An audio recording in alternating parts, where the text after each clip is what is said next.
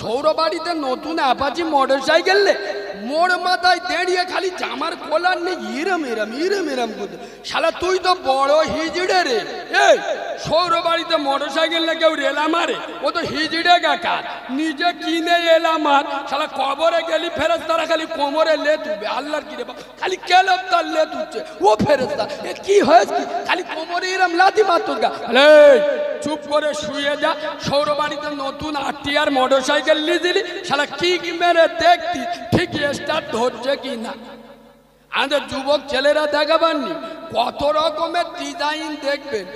নাম রেখেছে, এদিকে বলছে মুচরমান, চুল কেটেছে কাওরাগা মতো।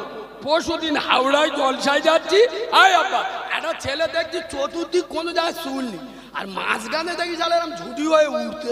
আলিয়ে বাপ এটা কি কাটি? বলে উড়ান কাটি। এ শালা সোজা জাহান নামে উড়ে পড়বে।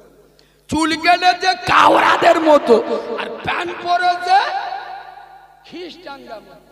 এমন প্যান্ট পরেছে আল্লাহর কি রে বাপ, পিছনতে ওই চীনের সুড়ঙ্গ দেখা যাচ্ছে। সুড়ঙ্গ মানে বুঝতে পেরেছে, পিছনতে দেখা যাচ্ছে। একজন বলতে দিয়ে তোর প্যানে পিছনতে সব দেখা যাচ্ছে, বলে স্টাইল স্টাইল।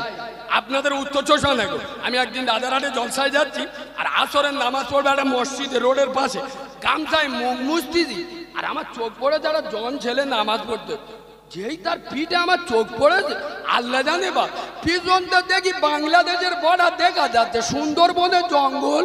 ও সর্বনাশ!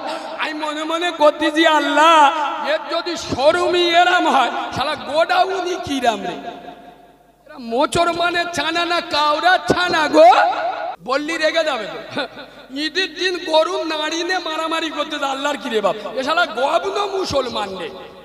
আরে হ্যাঁ না না বললে রেগে যাবে, বললে আবার বাবুদের সেন্টিমেন্টে লাগে। আর আমি একটু বেকা বেকা কথা বলি তো।